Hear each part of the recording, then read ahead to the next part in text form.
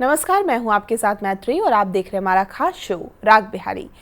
बांकीपुर उपचुनाव में प्रचार अपने अंतिम दौर पर है, जहां प्रशांत किशोर ने बीजेपी पर प्रशासन के दुरुपयोग और जीविका दीदियों से चुनाव प्रचार कराने का आरोप लगाते हुए चुनाव आयोग को 24 घंटे का अल्टीमेटम दिया है। वहीं विदेश दौरे से लौटे तेजस्वी यादव रोड शो के जरिए चुनावी मैदान में पूरी ताकत से उतर चुके हैं। उसके अलावा हम बात करने वाले हैं कैसे जो तेज प्रताप यादव हैं वो बिहार बंद हिंसा मामले में उनकी गिरफ्तारी हुई। उन्होंने कानूनी बहस के साथ राजनीतिक तापमान भी बढ़ा दिया है। तो ऐसे में सवाल ये है कि क्या ये घटनाक्रम जो है वो बांकीपुर के चुनावी समीकरण और बिहार की राजनीति की दिशा बदल देंगे। इन सब मुद्दों पर बात करेंगे। हमारे साथ हैं राजनीतिक विश्लेषक रामबंधु वत्स जी। सर, बहुत बहुत स्वागत है आपका। सर, हम लोग बांकीपुर उपचुनाव के बात कर लेते हैं, क्योंकि जनसुराज प्रमुख और प्रत्याशी प्रशांत किशोर ने बीजेपी पर प्रशासन के दुरुपयोग का आरोप लगाते हुए चुनाव आयोग को 24 घंटे का अल्टीमेटम दिया कल। उसके बाद उनका आरोप है कि जीविका दीदियों से बीजेपी के पक्ष में प्रचार कराया जा रहा है और जनसुराज कार्यकर्ताओं को प्रशासनिक कार्रवाई के जरिए परेशान भी किया जा रहा है। पीके ने यह भी कहा कि अगर जीविका कर्मियों को चुनाव प्रक्रिया से अलग नहीं किया गया तो वो चुनाव आयोग कार्यालय के बाहर जो है वो धरना देंगे। उसके अलावा छात्र आंदोलन पर भी उन्होंने कहा कि पेपर लीक और शिक्षा व्यवस्था के खिलाफ यह आंदोलन अभी शुरुआत है और आगे और तेज होगा। जीविका दीदियों का जो मुद्दा है वो चुनावी नैरेटिव बदल सकता है या नहीं, मेरा सवाल ये होगा। और क्या चुनाव आयोग इस शिकायत पर कोई तत्काल हस्तक्षेप करेगा? देखिए, जीविका दीदी का चुनाव में उपयोग और जीविका दीदी के जरिए चुनाव को प्रभावित करना, यानी बीजेपी के पक्ष में यह कहना कि आप अगर बीजेपी को वोट नहीं देंगे तो मिलने वाली जो सुविधाएं हैं वो खत्म हो जाएगी, ये दो अलग अलग विषय है। जीविका दीदी का चुनाव उपयोग पूर्णतः कानूनन है और इलेक्शन कमीशन को कोई बाध्य नहीं कर सकता है कि वो उनका उपयोग ना करें। लेकिन किसी भी तरीके से इलेक्शन कमीशन चुनाव परिणाम को प्रभावित करने के लिए अगर कोई कदम उठाती है तो गैर कानूनी है। अब प्रशांत किशोर का आरोप यह है कि जीविका दीदी जाकर घर घर जाकर महिलाओं को कह रही हैं कि उन्हें जो जीविका के तहत जो 10,000 रुपये मिले हैं और आने वाला जो पैसा मिलने वाला है वो अब नहीं मिल पाएगा, या महिलाओं को जो पेंशन आदि मिलता है वो नहीं मिल पाएगा अगर वो सरकार के पक्ष में मतदान नहीं करेंगे।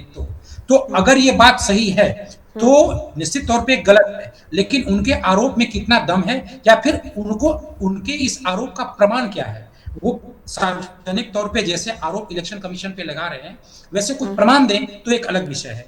जीविका दीदी को लेकर के इस बांकीपुर के बाई इलेक्शन में भी और बिहार विधानसभा 2025 में चुनाव परिणाम के बाद जनसुराज ने जीविका दीदी पे आरोप लगाया था, लेकिन इलेक्शन कमीशन जीविका दीदी का उपयोग करती है और पूर्णतः यह कानूनन ये बिल्कुल सही है। दरअसल जो जनप्रतिनिधि अधिनियम 1991 की धारा 123(7) के तहत कोई भी सरकारी या अर्ध सरकारी या किसी भी तरीके की कोई प्राइवेट एजेंसी के द्वारा इलेक्शन कमीशन चुनाव परिणाम को प्रभावित नहीं कर पाएगी, और वो करती है तो गैर कानूनी है।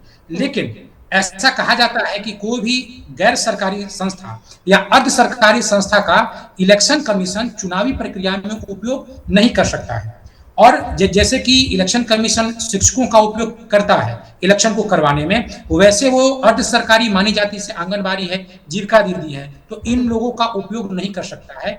जो प्रशांत किशोर का आरोप है वो इस तरीके से, मतलब वो कई पॉइंट्स को आपस में मिला जुला करके वो कह रहे हैं कि इलेक्शन मानो कि जीविका दीदी का जो उपयोग है बिल्कुल गलत है। लेकिन सच्चाई यह है कि इलेक्शन कमीशन लंबे समय से एक कार्यक्रम चला रही है जो चुनाव के दौरान मतदाता जागरूकता से संबंधित है। उनके कार्यक्रम का नाम है SVEEP, systematic voters education and electoral participation, जिसके तहत कई गैर सरकारी संस्थाएं और कई अर्ध सरकारी संस्थाएं जिसमें आंगनबाड़ी, दीपिका दीदी आदि हैं, और इन लोगों का काम है मतदाता को जागरूक करना, घर पे जाना, उनको इलेक्शन का दिन बताना, पर्ची बांटना, ईवीएम आदि के बारे में जानकारी देना और इस तरीके से उनको जागरूक करना ताकि इलेक्शन के दिन वो घर से बाहर निकल के मतदान केंद्र पे आए। और इलेक्शन के दिन अगर महिलाओं को कोई असुविधा हो, जैसे कोई दिव्यांग महिला है, कोई बुजुर्ग महिला है, तो उनको अगर कोई असुविधा हो इलेक्शन बूथ तक आने और जाने में, तो उसको भी दूर करना, इनमें इलेक्शन कमीशन काम ये करती है और कानूनन बिल्कुल सही है। ऐसा नहीं कि केवल बिहार में ही होता है, देश के दूसरे राज्यों में भी होता है। आप केरल में देख लीजिए, केरल में जो कुटुम्बश्री नाम की जो महिलाओं की आजीविका जो नेटवर्क है, उसका उपयोग केरल सरकार करती है। वो तो बाकायदा ईवीएम का डेमो भी महिलाओं को घर घर तक जाके कुटुम्बश्री की महिलाएं करवाती हैं। जम्मू कश्मीर में जम्मू कश्मीर की जो महिलाओं की संस्था उम्मीद है, राष्ट्रीय ग्रामीण आजीविका मिशन के तहत, वो भी जम्मू कश्मीर में जब इलेक्शन होता है वो भी वहां पे काम करती हैं और महिलाओं को जाती है, उनसे इलेक्शन से संबंधित जो जागरूकता होता है वो करती हैं। इसी तरीके से उड़ीसा में मिशन शक्ति है, महाराष्ट्र में वामीम है। तो हर राज्य में जो महिलाओं का जो नेटवर्क है, जो सरकार पोषित है या सरकार जिनको आर्थिक रूप से मदद करती है, उन संस्थाओं के द्वारा इलेक्शन कमीशन महिलाओं में जाकर के एक जागरूकता फैलाते हैं। तो ये जीविका दीदी का काम कोई गैर कानूनी नहीं है। हाँ, ये एक अलग विषय है कि क्या वास्तव में वो ये कह रहे हैं कि आप सरकार के पक्ष में दीजिए, नहीं तो जो सुविधाएं मिल रही हैं वो बंद हो जाएगी। अगर ऐसा है तो गलत है, लेकिन अगर ऐसा है तो फिर जन स्वराज के पास इसका प्रमाण क्या है? तो ये भी एक विषय है। दूसरी बात है कि उन्होंने कहा है कि हम इलेक्शन कमीशन के पास जाएंगे, धरना देंगे और उनसे कहेंगे कि वो जीविका दीदी के उपयोग को बंद कर दे, जीविका दीदी को इलेक्शन के ड्यूटी में न लगाए। तो ऐसा तो हो नहीं सकता कि आप इलेक्शन कमीशन को बात करते हैं। इलेक्शन कमीशन तो खैर बहुत सारे एनजीओ हैं जिनको भी जागरूकता फैलाने के लिए उपयोग करती है। जैसे एक संस्था है नेशनल इलेक्शन वॉच, ADAR, सभी संस्थाओं का उपयोग करती है। मतदाता को जागरूक करना इलेक्शन कमीशन का काम है और इलेक्शन कमीशन बाध्य नहीं है कि मतदाता को जागरूक केवल सरकारी लोगों के द्वारा ही करवाया जाए। वो प्राइवेट एजेंसियां, स्वयं सहायता समूह, अर्ध सरकारी ग्रुप सबके द्वारा करता है। तो प्रशांत किशोर के पास अगर कोई प्रमाण है कि जीविका दीदी ऐसी इस तरह का कोई नैरेटिव फैला रही है, तो समझिए कि उनके तर्क में दम है, वरना इस पे मुझे नहीं लगता है कि ध्यान देने की जरूरत है। दूसरी बात, अगर आप राजनीतिक तौर पे विश्लेषण करें तो जीविका दीदी में कई जाति की महिलाएं हैं। तो क्या जो महिला है वो जाति से ऊपर उठ के काम करती हैं? जैसे इलेक्शन में जो जातिगत समीकरण होता है, हर व्यक्ति अपनी अपनी जाति के अनुसार जाकर ब्रीफ करता है, तो क्या जीविका दीदी में वहां भी तो हर वर्ग की महिला है, हर जाति की महिला है, मुस्लिम महिलाएं भी हैं। तो फिर क्या वो कोई जो महिला संगठन है वाकई में जाति से ऊपर उठ करके नैरेटिव फैलाता है? जाति फैलाने का काम केवल पुरुषों का ही है, ऐसी बात तो है नहीं। वहां भी अलग अलग जाति के लोग हैं, अपनी अपनी बात बोल सकते हैं। अगर उन्हें इस तरह की बात बोलने की छूट इलेक्शन कमीशन से मिली हुई तो मुझे नहीं लगता कि जीविका दीदी जाकर के महिलाओं के बीच कुछ उस तरह का प्रलोभन दे रही हो या दबाव कायम कर रही हो जो आरोप प्रशांत किशोर लगा रहे हैं।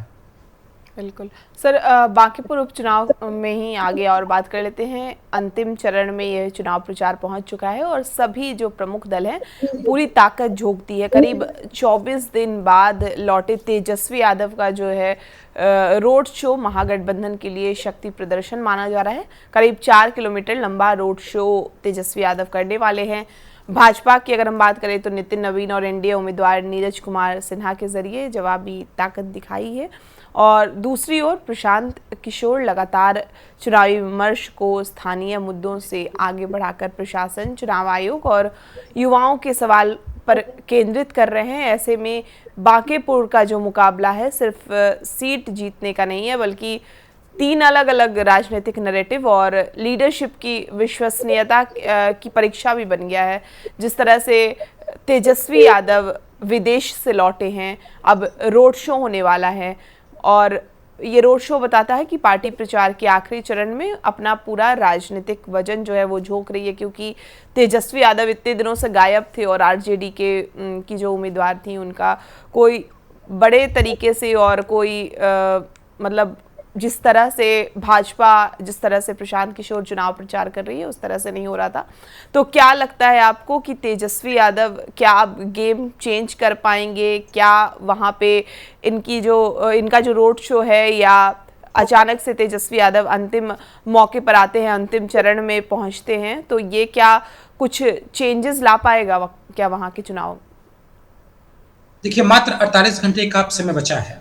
28 तारीख को शाम 5 बजे चुनाव प्रचार खत्म हो जाएगा और अब तक तेजस्वी यादव बिहार में थे ही नहीं।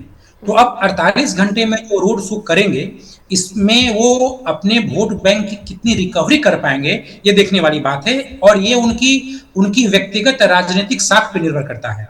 चूंकि लंबे समय से या अब तक वो इस चुनाव से बहुत दूर थे, वो बिहार में भी नहीं थे। उनकी जो उम्मीदवार है रेखा गुप्ता, उनकी जो प्रचार की शैली थी वो उदासीन थी। उनके गाड़ी पे न पार्टी का झंडा, न उनके घर पे पार्टी का झंडा, उनके गाड़ी पे जय श्री राम का झंडा भी था और उनके साथ उनकी पार्टी के कोई भी कद्दावर नेता बहुत ही कम देखे गए।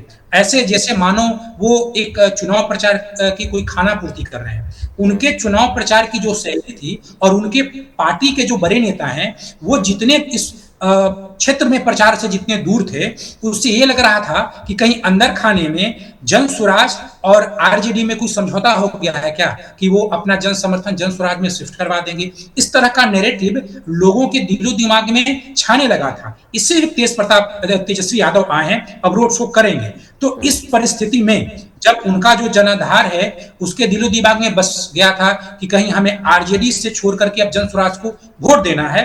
अब अगर तेजस्वी यादव आ रहे हैं, रोड शो कर रहे हैं, मात्र 48 घंटे का समय है, तो ये तो उनके राजनीतिक साख पे अब निर्भर करता है कि मात्र इतने कम अवधि में वो अपना जो मूल जनाधार है उसकी कितनी रिकवरी कर पाते हैं। उनका जो एमवाई समीकरण है, अगर उसमें एम की आप बात करें, मुझे लगता है कि अल्पसंख्यक समाज का एक बहुत ही बड़ा वर्ग जन स्वराज को शिफ्ट हो गया है। खासकर अगर आप बांकीपुर के मोहल्लों की बात करें, सब्जी बाग आदि क्षेत्र की बात करें, गांधी मैदान इलाकों की अगर आप बात करते हैं, वहां मुसलमानों के बीच जन स्वराज को लेकर के बिल्कुल ही सकारात्मक बात चल रही है और कई ऐसे मुसलमान हैं जो चाहते हैं कि वो जन स्वराज के नाम पे तेजस्वी यादव को चिढ़ाए भी, क्योंकि तेजस्वी यादव को लेकर के उन लोगों के बीच 2025 में भी जो मसला था वो भी कोई बहुत सकारात्मक नहीं था। एकजुटता 2025 विधानसभा में भी नहीं देखी गई थी अल्पसंख्यक समाज की। अल्पसंख्यक समाज में जितना बिखराव हो चुका है, मुझे संदेह है कि तेजस्वी यादव आकर के उसकी रिकवरी करेंगे। लेकिन इस बीच में उनका जो यादव समाज था, उसमें भी ये मैसेज जाने लगा था कि हमें अब रेखा गुप्ता हैं, वो शायद तेजस्वी यादव इनसे सहमत न हो या इसके खानापूर्ति कर रहे हैं। तो यादव समाज भी कुछ हद तक, जैसे यहाँ का जो मंदिरी का इलाका है, तो वहां नितिन नवीन का अपना प्रभाव है और पटना का जो यादव है वो कुछ हद तक सीमित ही अर्थ तक, लेकिन वो आरजेडी वो बीजेपी को भी वोट देती है। जैसे कि आप पटना सिटी की बात कर ले, नंद किशोर यादव यहाँ से जीतते रहे हैं, अभी रामकृपाल यादव भी दानापुर से विधायक हैं। तो पटना की जो शहरी क्षेत्र है वहाँ के विधायक कुछ ही प्रतिशत में लेकिन बीजेपी को वोट देते हैं। तो हो सकता है कि जो मौजूदा आरजेडी के पास जो यादव होगा उसमें बीजेपी को लेकर के भी संभावना बड़ी होगी और जन स्वराज को लेकर भी संभावना बड़ी होगी। 2025 की विधानसभा चुनाव में रेखा गुप्ता को 40% वोट आया था, जबकि एमवाई समीकरण मात्र 25% ही होता है। तो शेष जो उनको 15% जो आया होगा वो वैश्य समाज से ही आया होगा या अति पिछड़ी जाति का आया होगा। तो मुझे लगता है कि जो पिछले चुनाव में अति पिछड़ी जाति आरजेडी के साथ थी, इतने दिन गैप हो जाने के बाद कहीं वो भी इधर से उधर न चली जाए। तो देखिए, ये बीजेपी के लिए तो एक परीक्षा की घड़ी है। जन स्वराज यानी प्रशांत किशोर के लिए भी ये जो उपचुनाव है वो बहुत ही महत्वपूर्ण है, क्योंकि उन्होंने इस चुनाव में अपना सब कुछ झोंक दिया है। अपना चेहरा, अपना कद, अपनी पार्टी, अपना संगठन, सब कुछ जन स्वराज ने झोंक दिया है। लेकिन एक तेजस्वी यादव के लिए परीक्षा की घड़ी है। तेजस्वी यादव बाई इलेक्शन में जितना वो बाई इलेक्शन को उपेक्षित करते हैं उस तरीके का कद नहीं है। अगर जन स्वराज दूसरे नंबर पे आ जाती है तो एक तो उनका जो मूल जनाधार है आरजेडी का, वो भी आगे चल के कहीं जन स्वराज में शिफ्ट न हो जाए, ये भी एक संभावना है। दूसरी लड़ाई ये है कि अगर दूसरे नंबर पे आ जाएंगे तो विपक्ष में कौन होगा, मुखर विपक्ष कौन होगा। कहीं विपक्षी नेता का ताज जो आज तेजस्वी यादव के सर पे बिहार में है, प्रशांत किशोर उसे भी न छीन लें। तो तेजस्वी यादव के लिए भी उपचुनाव जो है वो बहुत ही चुनौतीपूर्ण है और अगर उनकी साख होगी तो वो रोड शो के साथ साथ पार्टी के अंदर मीटिंग करके अपने कार्यकर्ताओं को चुनाव मैदान में उतारेंगे और जो एक छवि बन चुकी है रेखा गुप्ता की कि मानो खानापूर्ति तरीके से प्रचार कर रही है, वो छवि अगर टूटेगी नहीं तो ये तेजस्वी यादव के लिए चुनौती का विषय होगा। इतना तो तय है कि अगर प्रशांत किशोर जीत गए तो तब तो राजनीति में कई नई समीकरणों का जन्म होगा, लेकिन अगर न जीते, वो दूसरे नंबर पे भी रहे या दूसरे नंबर पे भी नहीं रहे, वो आरजेडी से 2-4-5 हजार ही आगे पीछे रहे, तो भी तेजस्वी यादव के लिए आने वाली जो राजनीति होगी उसके राह में बहुत भी चुनौतियां होंगी। बिल्कुल सर, बिहार बंद के दौरान जिस तरह से हिंसा हुई उसमें तेज प्रताप यादव की गिरफ्तारी अब कानूनी से ज़्यादा जो है वो राजनीतिक मुद्दा बनती दिख रही है। एक और सरकार इसे कानून व्यवस्था और हिंसा पर सख्त कार्रवाई बता रही है, वहीं विपक्ष इसे राजनीतिक प्रतिशोध का मामला बता रहा है। जिस तरह से तेज प्रताप पर हत्या के प्रयास जैसी गंभीर धारा लगने से कानूनी चुनौती बढ़ गई है, लेकिन राजनीतिक रूप से अगर हम बात करें तो उन्हें संघर्षशील नेता की छवि बनाने का अवसर ज़रूर मिल सकता है। और ये घटनाक्रम जो है वो लालू परिवार की आंतरिक जिस तरह से राजनीति, विपक्ष की एकजुटता और बिहार में युवा राजनीति, तीनों पर असर डाल सकता है। तो मामला अब सिर्फ कोर्ट तक सीमित नहीं है, बल्कि सरकार और विपक्ष के बीच जिस तरह से राजनीतिक नैरेटिव की लड़ाई बनती दिख रही है। तेज प्रताप के केस में गिरफ्तारी उन्हें छात्र और युवा आंदोलन से जुड़े जिस तरह से संघर्षशील नेता के रूप में स्थापित करने का अवसर दे सकती है। खासकर आरजेडी से अगर अलग होने के बाद का दौर अगर हम देखें तो ज़रूर ये हो सकता है। और गिरफ्तारी के बाद जिस तरह से तेजस्वी और रोहिणी के समर्थन ने परिवार के भीतर संभावित राजनीतिक नज़दीकियों की चर्चा जो है वो भी तेज़ कर दी है, और हत्या के प्रयास जैसी गंभीर धाराएं कोर्ट में कितनी टिकाऊ साबित हो सकती है, ऐसे कई सवाल भी खड़े कर दिए हैं। तो क्या इस गिरफ्तारी से तेज प्रताप की जो हम बात कर रहे हैं कि इंडिपेंडेंटली तेज प्रताप क्या अपनी आइडेंटिटी क्रिएट कर पाएंगे, वो मजबूत हो पाएंगे? देखिए, अगर बिहार में विपक्ष की राजनीति के नजरिए से इस घटना को देखा जाए तो तेज प्रताप यादव की जो छवि पिछले 2-3 दिनों में बनी है वो तेजस्वी यादव से काफी बेहतर बनी है। ये बहुत ही राजनीतिक तौर पे महत्वपूर्ण क्षण था जब पूरा देश छात्र आंदोलन में या जेएनजी के आंदोलन से प्रभावित था, सड़कों पे जेएनजी के साथ था। उस वक्त जो तेजस्वी यादव कहाँ थे किसी को पता नहीं, वो दिल्ली थे, विदेश थे, कहाँ खोए हुए थे, कोई बयान नहीं था, कभी सोशल मीडिया पे भी नहीं आए। वो तो यंग है, देखिए कि देश के प्रधानमंत्री भी इंस्टा पे आना शुरू कर दिए। पूरा देश, पूरा यूथ सोशल प्लेटफॉर्म पे था, कोई पक्ष में हो या विपक्ष में हो। लेकिन इस जो आंदोलन था उस आंदोलन से प्रभावित था, उसको लेकर के कुछ ना कुछ वो कर रहा था। इस पूरे माहौल के बीच जो प्रतिपक्ष के नेता हैं बिहार के, बिल्कुल गुमनाम थे, और जिनको राजनीतिक तौर पे या जिनको उनके व्यक्तित्व के हिसाब से भी हल्के में बिहार की राजनीति में लिया जाता है, तेज प्रताप यादव वो बहुत ही सक्रिय थे। एक तो बांकीपुर बाई इलेक्शन में सबसे पहले अगर किसी ने अपने उम्मीदवार की घोषणा की तो जनशक्ति जनता दल है, वीणा मानवी की उम्मीदवारी की घोषणा की। और वो आप देखिए कि जिस दिन इनका जो नॉमिनेशन रद्द किया गया वीणा मानवी का, उस दिन वो इलेक्शन कमीशन के पास चले आए और आकर के इलेक्शन कमीशन के दफ्तर में आकर के बैठे। तो वो भी दिखाता है कि वो अपने प्रत्याशी के लिए संघर्ष कर रहे हैं। इसके बाद जब छात्र का आंदोलन हुआ तो वो भी सड़कों पे थे। तेजस्वी यादव गुमनाम थे, कहां थे किसी को पता नहीं, लेकिन तेज प्रताप यादव सड़क पे आए। हालांकि उस दिन पटना की सड़कों पे बहुत ही पत्थरबाजी हुई। जो छात्र लोग सड़कों पे प्रदर्शन कर रहे थे, पता नहीं उनके हाथों में इतना पत्थर कैसे आया। पटना का जो राम गुलाब चौक से लेकर के गांधी मैदान और डाक बंगला चौराहा, जो पटना महावीर मंदिर स्टेशन का बहुत ही महत्वपूर्ण और संवेदनशील इलाका है, वहां का पूरा सड़क पत्थरों से भर गया। और उस आंदोलन में तेज प्रताप यादव भी आए। जब तेज प्रताप यादव सक्रिय हुए तो उनपे आरोप लगा कि वो भीड़ को और उस्का रहे हैं, वो गाड़ियों पे चढ़ गए, नारे लगाने लगे, लोगों को लड़ाइयां लड़ने के लिए वो प्रोत्साहित भी करने लगे। और राम गुलाब चौक पे जो एग्जीबिशन रोड और गांधी मैदान का इलाका है, वहां जाके वो प्रदर्शन पे बैठ गए। उस समय तो पुलिस आई, उनको गिरफ्तार की और कुछ ही देर बाद उनको छोड़ दी।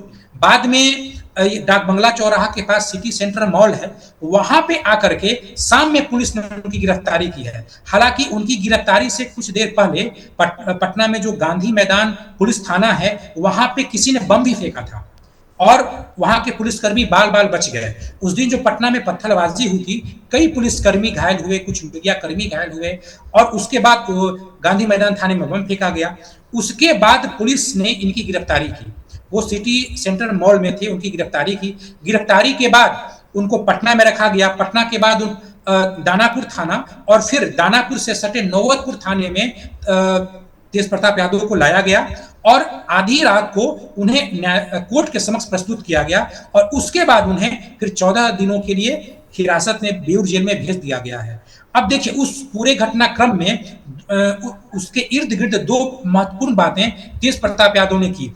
एक तो अपना समर्थन, जब उनके उम्मीदवार का नामांकन रद्द हो गया तो उन्होंने अपना समर्थन जन सुराज को यानी प्रशांत किशोर को कर दिया और प्रशांत किशोर से जाके वो मिले भी थे उस दिन प्रदर्शन के पहले और सार्वजनिक तौर पे मीडिया के सामने भी आए और मीडिया में जाकर के उन्होंने जन सुराज को समर्थन का ऐलान कर दिया। उसके बाद जब धर्मेंद्र प्रधान के इस्तीफे का वो जो दिन था, उस दिन उन्होंने सोशल मीडिया के जरिए कॉकरोच जनता पार्टी के जो अभी कर्ता धर्ता हैं अभिजीत दीप के, उससे उन्होंने अनुरोध किया कि बिहार आए और यहां आकर के वो सम्राट चौधरी के सरकार के खिलाफ आंदोलन करे और वो उस आंदोलन में भाग लेंगे। तो ये दो महत्वपूर्ण निर्णय उन्होंने लिया। जब तक तेजस्वी यादव बिहार नहीं थे तब तक तो जन स्वराज का भी एक ग्राफ था, मतलब जन स्वराज के बारे में माना जा रहा था कि वो काफी टक्कर में बीजेपी के पास आ गई है। उसी वक्त जन स्वराज का समर्थन करना और दूसरी बात कॉकरोच जनता पार्टी को बिहार में बुलाना और फिर प्रदर्शन पे जाना और फिर छात्रों का उग्र हो जाना, इस तरह की अगर आप कड़ियों को मिलाएंगे तो कहीं ना कहीं ऐसा लगता है कि तेज प्रताप यादव काफी गंभीरता से इस प्रदर्शन को ले रहे थे, इसीलिए पुलिस ने उनको गिरफ्तारी की और बीएनएस की धारा 109 यानी हत्या के प्रयास में उन पे मुकदमा दर्ज है। इसके अतिरिक्त पुलिस और कोई किसी तरह की कोई जानकारी नहीं दे पाई है, लेकिन फिलहाल वो गिरफ्तार हैं। अब देखिए जब तेजस्वी यादव नहीं थे बिहार में और या आज आ भी गए हैं तो अभी तक तो यही माना जा रहा है कि जो आरजेडी का जो वोट बैंक है वो जन स्वराज में शिफ्ट हो रहा है, ऐसा माना जा रहा है। और खासकर एम-वाई समीकरण का वोट भी कुछ हद तक, खासकर एम तो ज्यादा लेकिन वाई का भी कुछ हद तक जन स्वराज में जा रहा है। अब आप कल्पना कीजिए कि अगर तेजस्वी यादव मैदान में नहीं आते या अगर आ भी चुके हैं, अपने वोट बैंक की रिकवरी अगर वो 48 घंटे में नहीं कर पाए तो एम-वाई समीकरण का जो वोट बैंक जन स्वराज में जाएगा, जन स्वराज को समर्थन देने के कारण उस पे क्लेम तेज प्रताप यादव का बढ़ जाएगा। मीडिया में वो इस बात को भुना सकते हैं कि चूंकि हमने समर्थन दे दिया जन स्वराज को, इसीलिए अच्छी खासी संख्या में मुस्लिम लोग आ गए, अच्छी खासी संख्या में यादव लोग आ गए। इस तरीके से क्लेम करने का एक स्पेस उनके पास भी रहा है। और अगर आप देखेंगे कि जो प्रमुख विपक्षी पार्टी ही नहीं, जो परिवार है राजनीतिक तौर पे राबड़ी देवी का, उसमें से इकलौता वो व्यक्ति जो परिवार के द्वारा निकाला गया है वही छात्र आंदोलन में शरीक था। इसके अतिरिक्त न रोहिणी आचार्य पटना की सड़क पे थे, तेजस्वी यादव का तो कोई नाम ही नहीं था, मीसा भारती आदि कहीं पटना की सड़कों पे नहीं थे। तो सबसे बड़ी बात यह हो गई कि अब उस परिवार का कोई था भी नहीं। अब जैसे ही तेजस्वी यादव पटना लौटे, अगर वो अपने बड़ी भाई के बचाव में कुछ नहीं करते तो वो समझे कि छात्र आंदोलन की उस मुहिम से और कटछट जाते। ऐसा लगता कि उन्हें उस छात्र आंदोलन से कोई लेना देना नहीं है, भाई से लेना देना हो या ना हो, कम से कम उस आंदोलन में शरीक होने और उस आंदोलन के नाम पे चूंकि उनकी गिरफ्तारी हुई है, इस नाते भी उनका कहना फर्ज था। इसीलिए वो आए और अपने बड़े भाई की गिरफ्तारी पे मीडिया के सामने बरस गए और उन्होंने कहा है कि अगर उनकी रिहाई नहीं होती है तो धरने पे बैठेंगे। फिलहाल वो रोड शो कर रहे हैं, आज और कल 2 दिन ही मात्र प्रचार बचा है। उसके बाद देखने वाली बात है कि वो आंदोलन करेंगे या नहीं करेंगे, या अपने बड़े भाई की रिहाई के लिए वो किस तरीके का प्रदर्शन धरना करते हैं। फिलहाल तेज प्रताप यादव बेऊर जेल में ही हैं और लगता है कि 14 दिन से पहले उनकी शायद रिहाई न हो पाए। बिल्कुल सर, बहुत शुक्रिया हमसे बातचीत करने के लिए। आपको ये पूरी बातचीत कैसी लगी और इस चर्चा पर आपकी क्या राय है, हमें कमेंट करके ज़रूर बताएं और बिहार की तमाम खबरों के लिए आप हमारे साथ बने रहें और देखते रहें TV9 बिहार झारखंड।